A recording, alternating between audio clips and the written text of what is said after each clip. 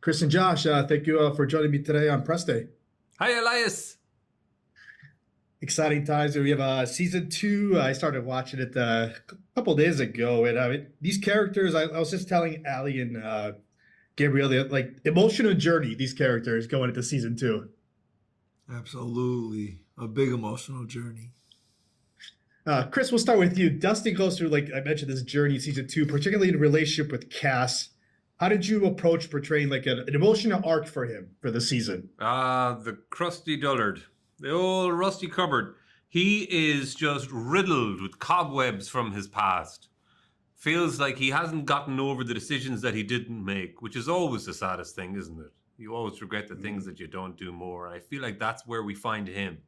He's been given this somewhat insightful look into a future that may have existed based on a past that never happened.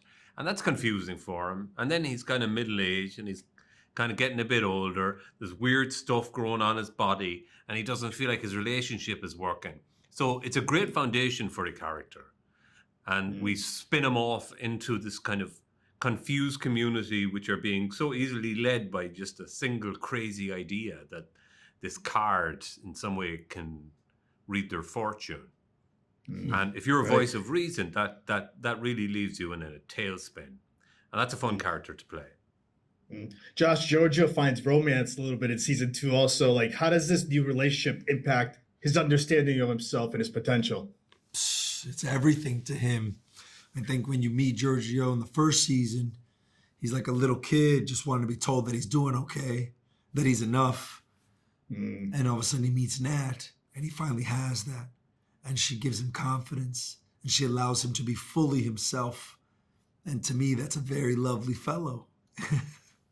Yeah, that's true. Chris, with the residents of Deerfield, you know, the perception with the morph machine, how do you think like Dusty's character navigates like these changes with the community? Not well. You know, I think it completely wrecks his head. He had come to this place, he was an outsider to begin with, and then he has established a kind of concrete family life and he's a pillar of the community, and he hates that suddenly the rug has been pulled under his feet. And I think he resists it initially until he is the one, and this is, you know, speaks to the great storytelling that David does. The person who, you know, starts off as the greatest critic is the one who pushes it the furthest. And that's a great insight into just how far people will go. Josh Giorgio also, we know there's like shedding old labels pretty much in the storyline. How do you think his character embodies this theme for his journey? I'm sure that when he was done playing hockey, he was trying to figure out what he was going to do next. And part of that is trying to make sure in your heart that you're still maybe just as important as you once were. So I'm sure that's why he opened this restaurant. Maybe it was another dream of his.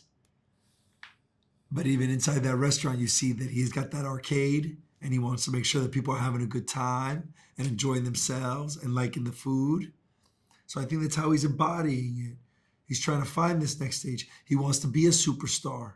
He doesn't want to just be a superstar in the past. He wants to be a superstar now. Last question for both of you. What's your favorite episode this season? Is there a specific number that you can't wait for the viewers to watch? Episode 8 is mine.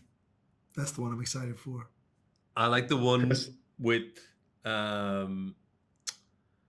happened in it? With the one where Beyonce comes in. Oh. 4. Or somebody comes in. There you go. Chris and Josh, I want to thank you for giving me for messing up Press Day, and good luck. Hopefully we get a season 3. Thank you very much. Lovely talking to you. Thank you. You too. Have a great day. You too, buddy.